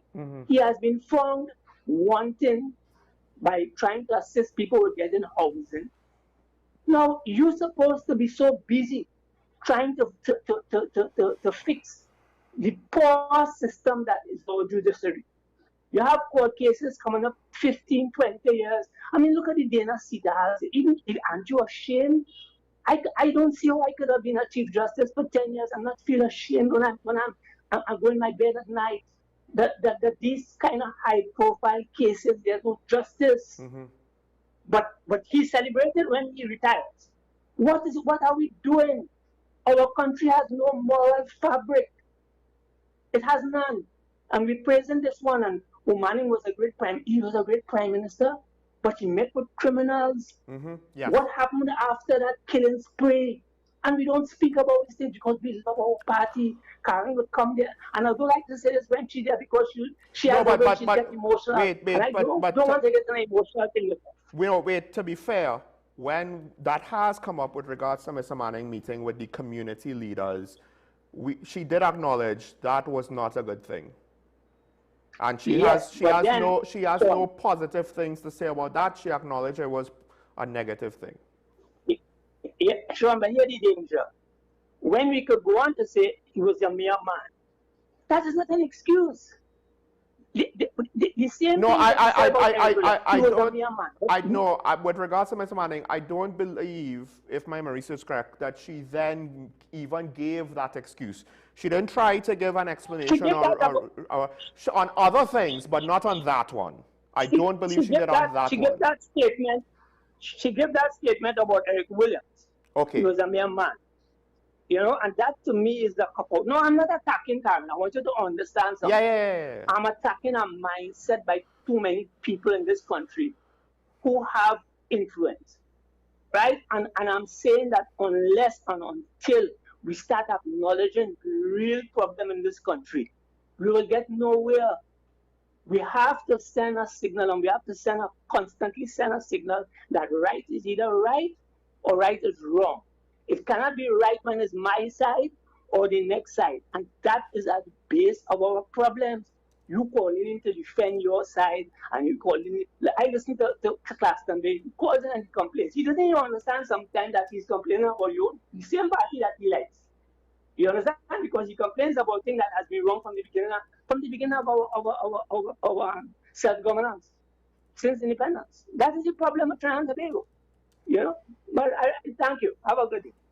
Thank you, caller. No, so here's the thing. Now that you have potentially clarified further, because I did agree with Mr. Shagonas, right, in principle. But now we get to have further debate, and this is how it's supposed to work. You are speaking to important laws and the injustice when they are circumvented.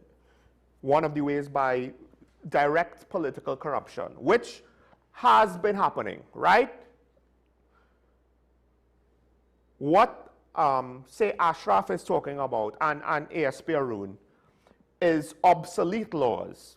And if you just say enforce all laws, and granted, to be fair, when you say it, you should get the same benefit of the doubt, right? If you just throw that out to the public, somebody will get the wrong intention. And what you want is injustice to be corrected. But somebody's gonna play smart with stupidness and say, oh, you want us to enforce all laws? All right, parking tickets down the Eastern Main Road, because you're not supposed to park on it, right? So it's actually two separate issues. The issue that you're pointing out, you're right. I think the thing is, because we actually just didn't do the work to separate them, what Ashraf and Arun is talking about is rather the fact that there are certain obsolete laws, or the way how certain laws are written, enforcing them is clunky, or they need to be updated so that they can be properly enforced. But with regards to other things, so like with noise pollution, it's not that it shouldn't be enforced, right? If the EMA and the police came together and put in some extra effort, we probably would be fine with the laws on the books. But something is wrong, and at the very least, the politicians should update the legislation, and then if the police aren't doing their job, hold them accountable. But that last part, we don't see it. That first part, we don't see it either, right? To what extent could we hope that they are like what the rescue of the kidnapping victim, of the lady? You had multiple agencies having to put in the effort to rescue her, you know? It technically means that as a society, we can do it. So your frustration with the EMA and the police is not unwarranted. But I do believe the enforce all laws actually has two sides to it. What you and the professor are saying, absolutely right. Technically, what Ashraf and Arun are saying is also right, but it's because it's treating with other aspects of law enforcement, not end political corruption and just that, what you just said there. When young people could see politicians and hear from their elders how corrupt our leaders are, why are they going to be encouraged to obey the law? What kind of example are we setting? Because they'll hear the things. They will hear the things. They don't have to listen to the opposition. Their own parents will say it. A lot of people believe all politicians are corrupt. And to young and impressionable minds, even if it's meant in sarcasm and or to some degree, not fully, you'll get that. Now, with regards to enforce all laws and why I said I was going to use, and I'll close with this, the example of the air bridge, to kind of show why the situation is what it is with law enforcement. We artificially dealt with the air bridge problem with a subsidy. And we're trying to force it. But the thing is, what we should be doing is dealing with why is the demand so lopsided. So this also goes to what Dabity said. We need to enforce all laws, not to force people to obey the law. But by enforcing our laws, what does that do? It teaches the population. It is one aspect of policing, which isn't just arresting. The arrest alone is not going to solve the problem. Arresting criminals will not solve the problem. It is part of the social framework to encourage people to not break the law, because it's not a free-for-all. and enforcing all your laws when the professor from Shagona says it and when the caller from MOVA says it. It's not just about arresting the criminals, but it's also about society having standards for itself and putting things in place to tell people, hey, we're going to meet those standards, as opposed to, well, we just kind of do this thing to kind of artificially force crime down like a state of emergency. But we're not dealing with the human psychology about why crime is the way it is. So what happened with Carl is now they need a bailout plan, because it wasn't even necessarily Carl to fully deal with why the demand is so lopsided.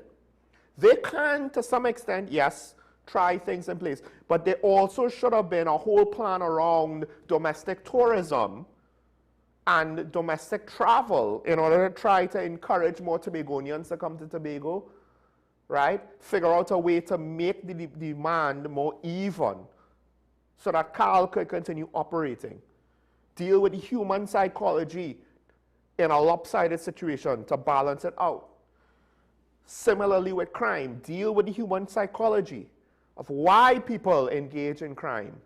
Because the key point is, it's not about, oh, it's not their fault and they're not to blame and society to blame. No, no, no, no, no, no, no. If you commit a crime, you should face the full force of the law. If I was speeding, there's no, oh gosh, give me a chance. No, I should deal with my fine.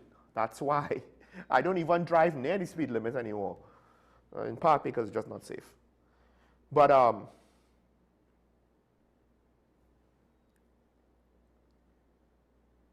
the consequences in and of itself, that's not solving crime. PDOs are not solving crime. Because the responsibility of crime is a societal one, because there's an environment, as the caller from Chaguanas was saying, it's an environment that is fostering successive generations of criminals. So yes, they need to take personal responsibility for their actions, but they are not wholly responsible. And it's not about trying to soften the blow. No. In this case, it's about identifying it's something bigger than any one individual criminal, and just treating with one individual criminal, you arrest him, you lock him up, you throw the key, he's guilty, whatever. That's not solving crime. That's just dealing with one criminal. But our crime situation is way blown out of proportion. So we need to put things in place. One of those things is, yes, consistently, fairly, regularly, across the board, you enforce the law so that there's no uncertainty, there's no loophole, there's no window of opportunity, so that society gets the message that we need to be a society of law and order, not a society of, oh gosh, ease me up now, why so serious, this is not a big deal, blah, blah, blah, blah, blah. Everybody's speeding, why I can't speed too? You only need to lose control once and die once. I'm alive long enough to know about enough people that were my age and are now younger than me that are no longer alive just because of that. And that's just one thing. But things like Stand Your Ground, things like SOEs and ZOSOs, things like PDOs, by themselves is no different than the subsidy for the air bridge. It's trying to artificially force the situation into a tolerable position without actually dealing with the underlying issue. So is it sustainable? The answer is probably no. And Ashraf said for all of the SOEs, it's an opportunity to go into the communities, to give them room to breathe and to recover, and for the law enforcement to try to figure out ways to put things in place to prevent the life of crime from enticing our young people. But we haven't necessarily taken advantage of those opportunities, amongst other things. So, I think there was something I wanted to say with regards to what, well, as Mr. Davidi said, Gary Griffin as commissioner, he had a hard style, but you know what? It wasn't that hard. There was a level of accountability, and you might have great issue with Gary Griffith. The sad part is, objectively speaking, he had a greater positive impact than most of his successors. The one that I can't say that for with certainty, with any degree of certainty, is McDonald Jacobs. Past that, he had more positive impact of all the people that came after McDonald Jacobs, and that probably includes the current commissioner. I was afraid he might have been, hey, shoot first, ask questions later type of guy. No. No, he was not. All of the things that happened notwithstanding. But we get what we pay for. All right, I'm over time, so I'll end things there. As you know, this is going to be a short week. We should have Karina Shishera tomorrow and maybe Ashraf on Thursday, depending on how his schedule works out. And then, of course, there'll be another long weekend. I'll say it up front, stay safe, and listen. Throughout this entire time, this spiritual time, and not everybody is Christian, I understand that, but every religious holiday, spirituality comes up. And I'll just say this in case I forget. We can't just say it. And we can't just be content with corporate citizens and political government leaders saying it. We have to live it. And they have to live it too. And if they don't, we have to demand it of them. And that is an extension, philosophically, of what Mr. Shogunas, the professor, was saying. Until tomorrow, stay safe. Remember your allegiance to the Republic and to each other. Don't speed. Don't speed. It's nice to be nice. Thanks to all the callers there. Interesting points. No comments today, I believe. Have a good day. We'll see you tomorrow. Bye-bye.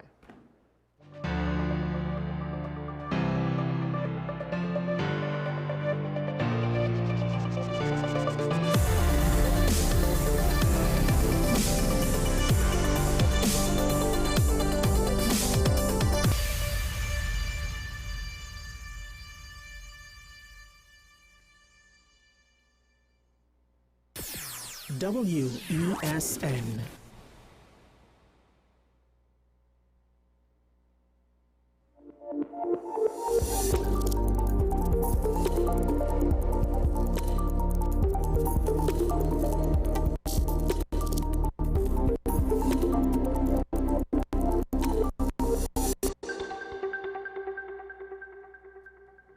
This is 10 questions as usual. Good morning. Welcome to the program. I'm Andy Johnson. Good to see you. I tell you, we're talking about this morning. We will be talking in the second part of the program with Denise Pitcher, who's no stranger to viewers of this station, this channel. We're talking about a report just put out by the Inter-American Commission on Human Rights on human rights developments in the region, particularly as it comes to